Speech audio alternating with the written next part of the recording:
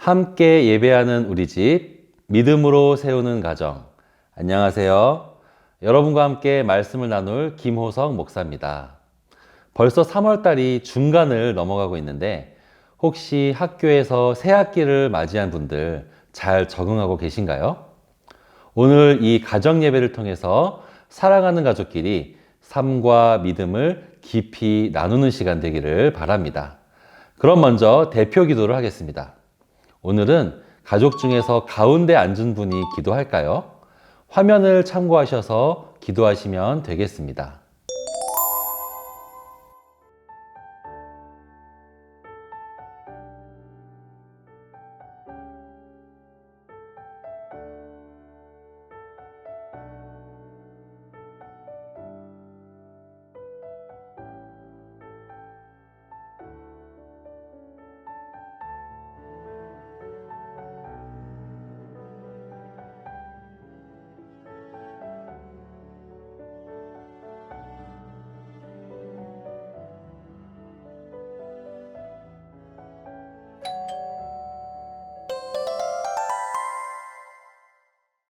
이제 큰 목소리로 주님을 찬양하겠습니다.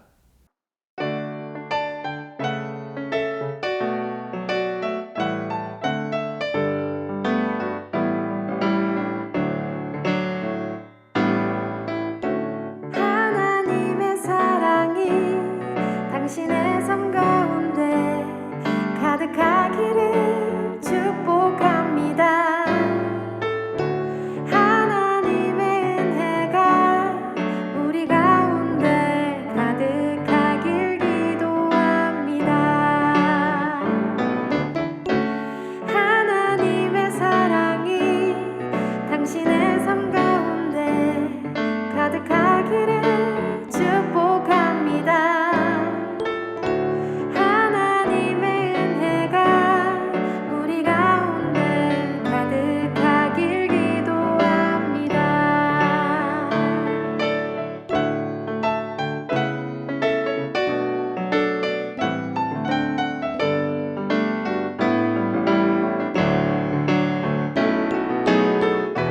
하나님의 사랑이 당신의 삶 가운데 가득하기를 축복합니다.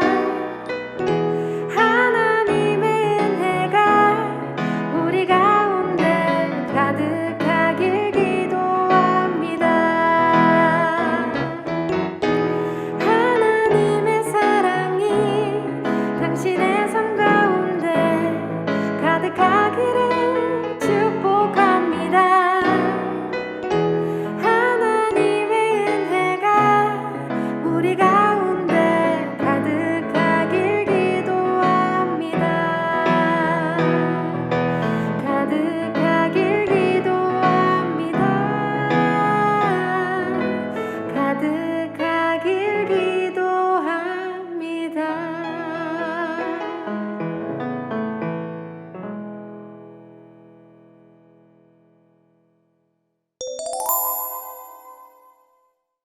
이제 하나님의 말씀을 살펴보겠습니다.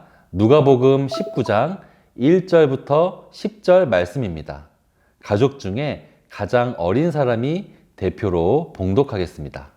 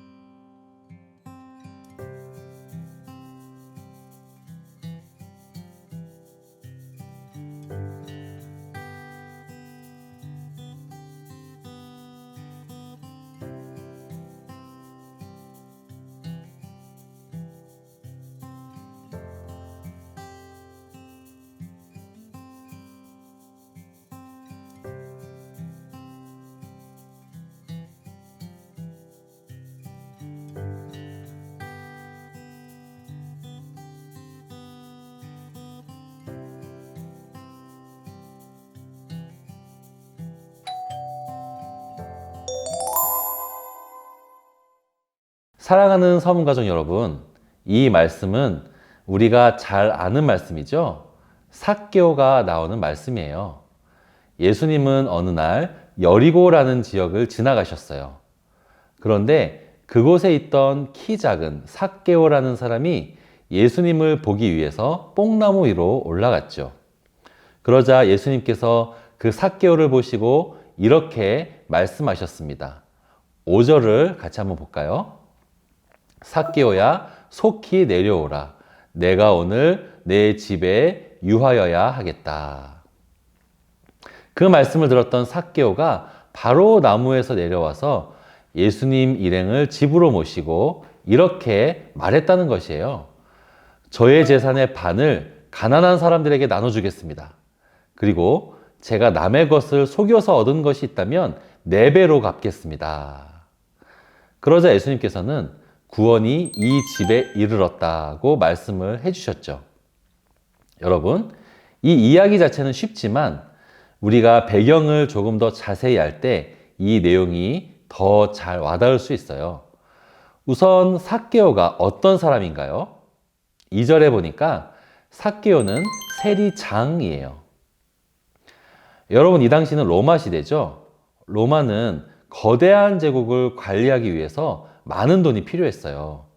그 돈을 어떻게 마련했냐면 각 지역의 사람들에게 세금을 엄청 많이 걷어들여서 마련했어요. 그 일을 했던 사람들이 바로 세리들이에요. 세리들은 자기 나라 동포들에게 많은 돈을 걷어서 로마에 바치는 그런 일을 했던 사람들이에요. 같은 동네에 살았던 이웃과 친구들 집에서 많은 세금을 걷어들였으니 얼마나 미움을 받았겠어요. 그런데 이 세리들은 단지 로마에 바칠 돈만 걷어간 것이 아니라 더 많이 걷어서 자기가 가지기도 했어요. 또 로마에 바쳐진 돈은 우상을 섬기는 데 사용되었기 때문에 이 세리들은 이스라엘 사람들에게는 하나님께 버림받은 죄인으로 취급받았어요. 이해가 되시죠? 그런데 오늘 삭개오가 누구냐면 이 동네의 세리장이에요.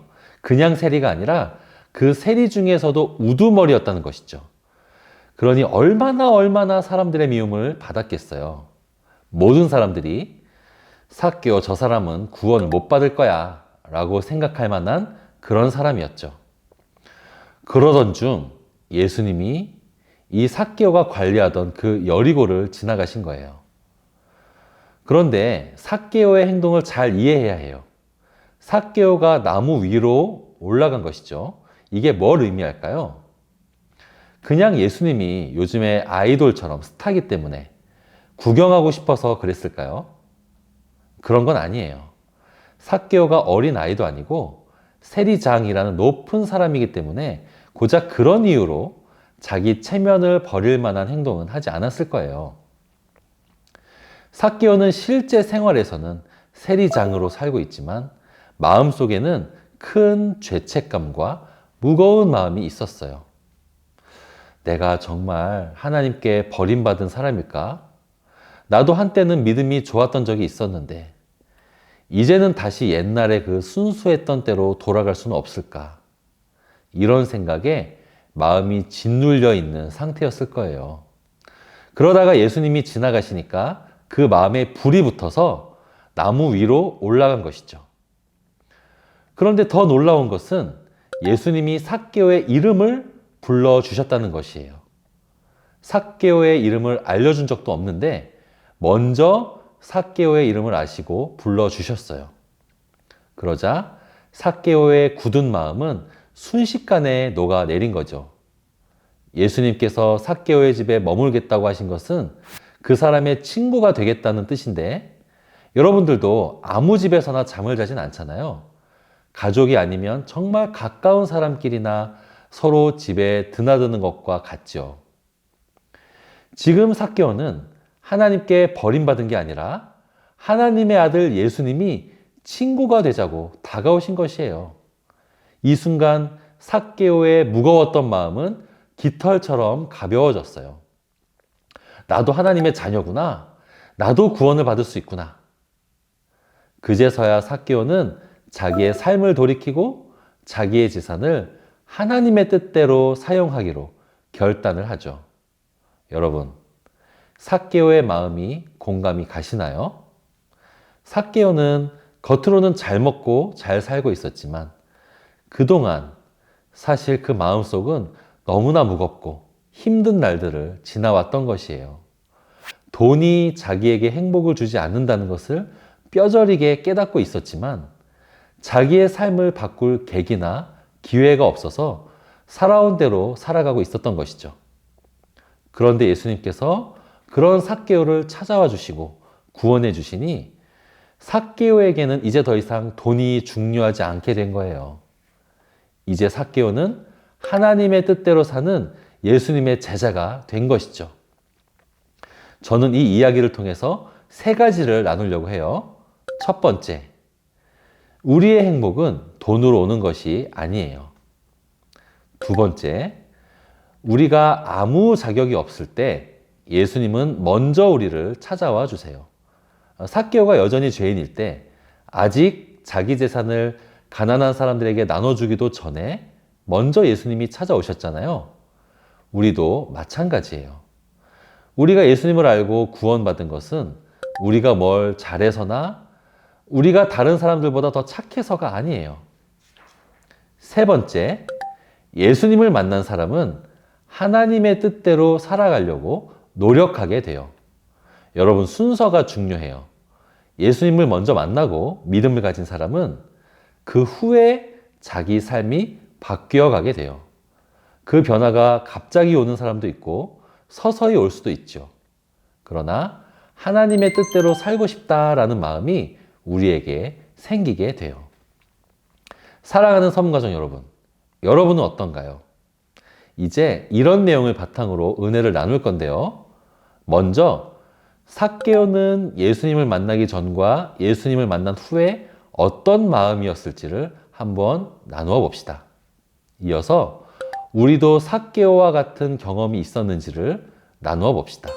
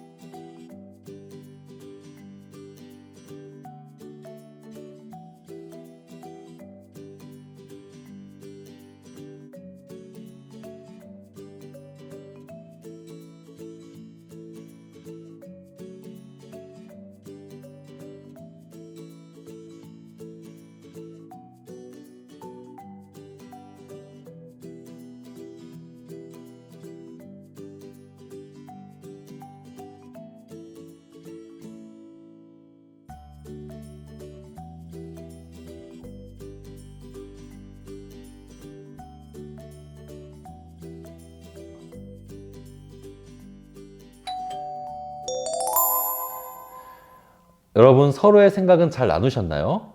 우리를 먼저 찾아와 주신 하나님의 은혜를 기억하는 이번 한 주 믿음의 가정 되기를 바랍니다. 이제 마치는 기도 하겠습니다. 아까는 가장 어린 사람이 기도했으니 이번에는 두 번째로 어린 사람이 기도하는 시간을 갖죠. 화면을 참고하여 기도하겠습니다.